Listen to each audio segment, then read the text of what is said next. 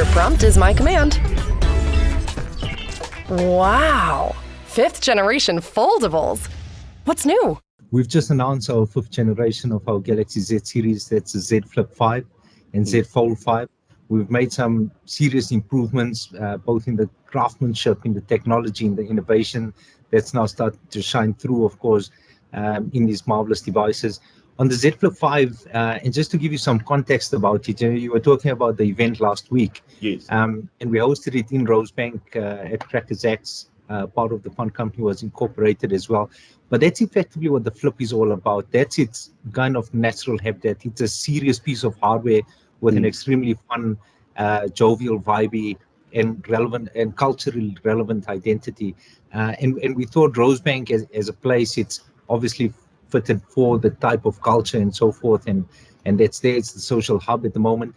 And of course, the Z Flip 5 that we announced, the improvements we spoke about, the flex window that's now on the front screen, it's a 3.4-inch screen.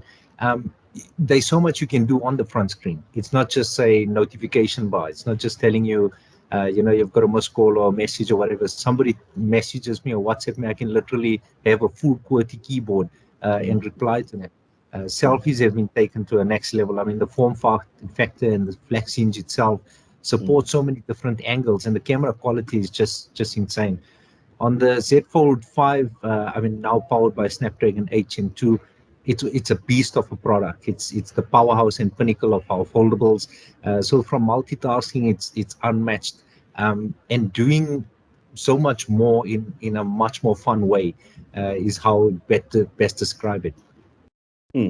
It's so hard to keep up with you guys, to be honest with you. Not so long ago, we were going crazy over the S23 Ultra Plus. Like, you guys are seriously on a roll when it comes to this innovation, within the technology space. Just to build up on the previous question, Mr. Cajee, we are curious to know what key differences, right, we can anticipate in the newest generation of Galaxy Z devices compared to their predecessors. How is Samsung pushing the boundaries, even further? So first off, I think and I'll talk about a few common differences between the two, and then just touch on some of the individual ones.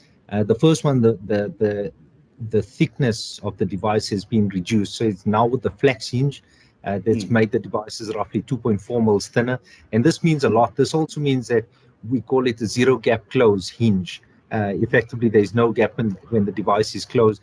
The glass itself is Gorilla Victus 2, which is the strongest possible glass you can find on a mobile device today. From a power and processing unit point of view, we've got the Snapdragon 8 Gen 2, and this is a platform that's been designed specifically for Galaxy. So not just about performance and speed, it's also about efficiency. It's also about stability and the smoothness of the operation. Couple all of that intelligence with the AI that it brings. It's just so much more intuitive in terms of what we do and how best we enjoy our phones.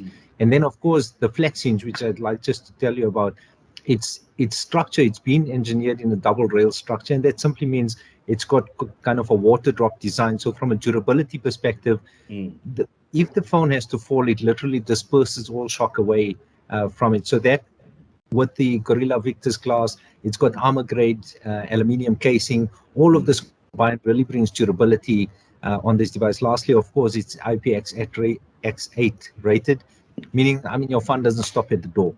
You take it where you want and use it you can use it in the wet if you wanted to. So don't let the fun stop. Don't let yourself be limited by the capability of your hardware to capture your most precious memories. And you should be doing so the way it deserves to be.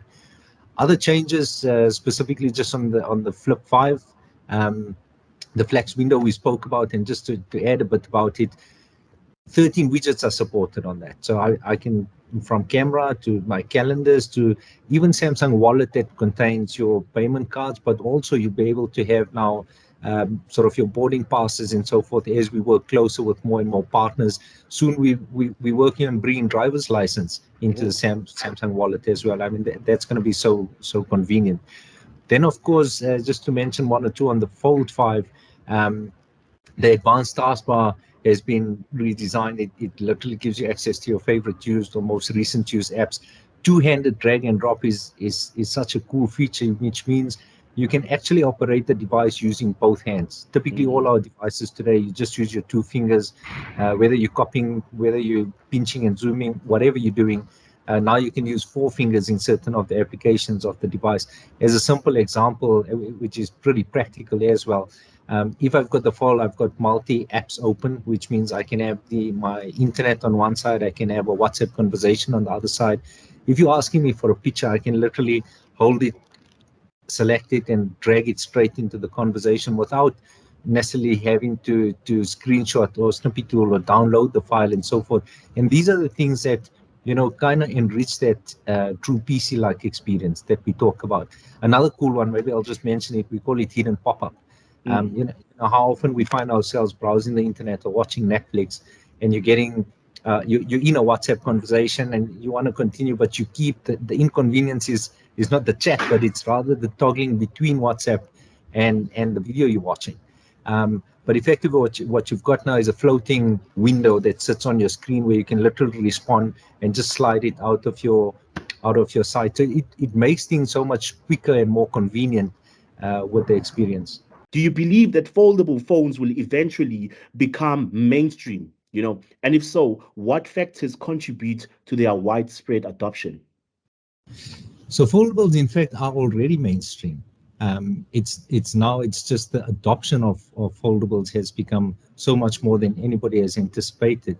I think where it makes a difference is you've got a fully capable and powered Galaxy flagship experience that sits in your hand, and you are able to make it more pocketable by folding it and effectively carrying it around. So that we find so many new use cases effectively that our audiences and our fans and so forth use these type of phones, taking advantage of the form factor. It offers you so much opportunity and creative possibilities with the FlexCam and so on.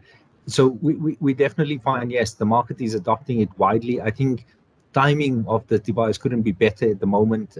Even trend-wise, people are nostalgic. People want that difference. People want a self-expression tool. People want their phone to be as cool as them. And this is what the Flip 5 is effectively all about. Now, let's talk about before I jump into my next question, let's talk about one of the most, I feel, is important to our generation as young people, because I know a lot of people will be watching this interview the first thing that they want to know is obviously the quality of the camera, because we live in an age where selfies are more important.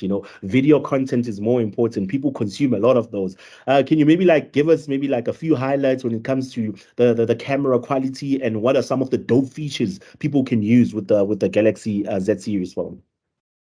So just on the Fold 5, an example, we've got a 50 megapixel. So the camera that people are used to on an S series, which is effectively our true flagship camera, and we've made a lot of headlines with that camera. We've got the 50 megapixel version in the Z Fold 5. This coupled, obviously, like we spoke about the chipset, the Snapdragon 8. Yes. With One UI, all of this AI giving you crisp, radiant, and vibrant pictures as you want, when you want it. And of course, on the Flip 5 itself as well, I mean, you effectively having your best selfie game because you're taking selfies with your rear camera.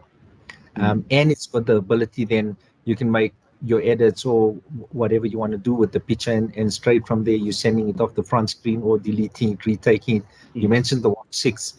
I don't necessarily just have to hand gesture to the device to take a selfie.